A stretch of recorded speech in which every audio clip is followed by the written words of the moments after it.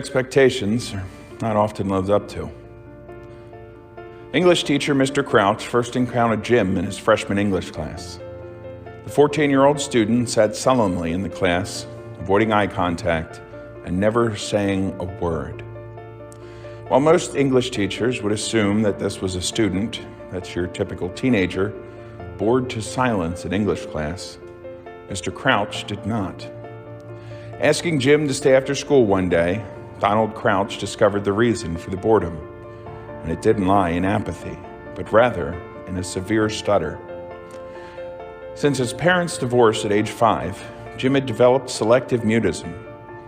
Embarrassed by his debilitating speech impediment, Jim found solace in the written word. There, in his head, no one could hear him stutter through the words of the greats like Shakespeare, Chaucer, Frost, and Emerson. The next day in class, Mr. Crouch decided to give his class a new assignment. They were to write a poem on any topic about which they were passionate. As Jim arrived home, he found himself very excited, not only because of the new assignment, but also because of the delivery of a strange new fruit on his doorstep. You see, this was during the Depression, and scurvy and rickets had become rampant in Jim's hometown. So the government began a campaign of shipping fruits up from Florida to help those suffering.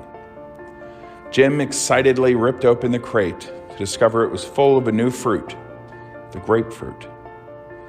Taking one bite, Jim instantly fell in love and did his best to eat the entire crate.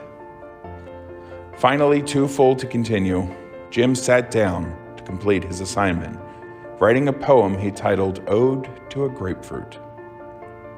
Eagerly turning it in the next day, Mr. Crouch read the class's poems and was shocked to discover that Jim's was not just good for his age, it was an excellent poem. The next day in class, Mr. Crouch began handing back their assignments, telling them some were good, some were great, but one was excellent. Jim, would you come up here and read us your poem? In today's gospel, we see Jesus performing many miracles of healing and again feeding a multitude of people with simple bread and fish. Jesus had gathered a great following of people, both eager to hear his words and to be healed by his touch. The crowd brought with them those that were lame, blind, deformed, and mute, all hoping for a chance to be healed by this great teacher.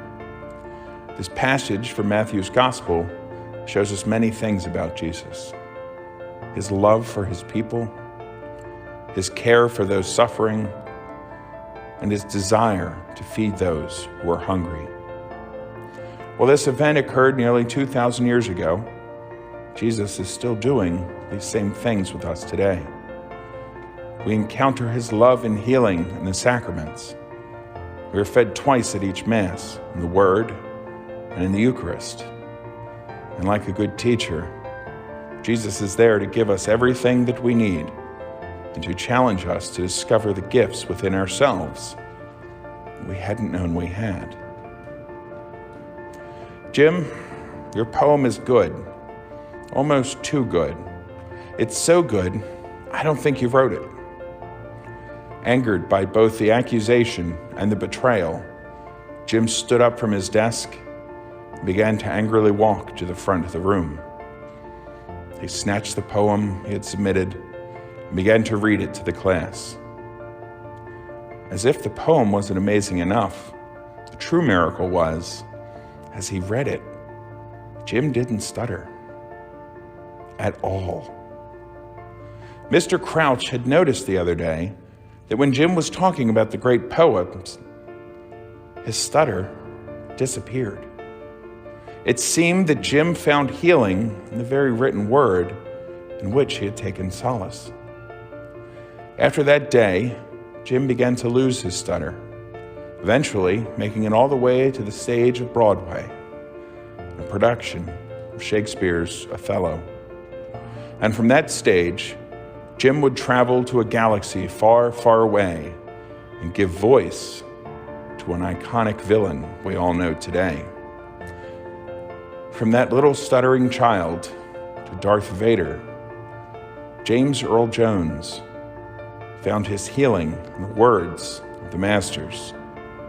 Imagine the healing that we can find in the words from our Savior at each Mass.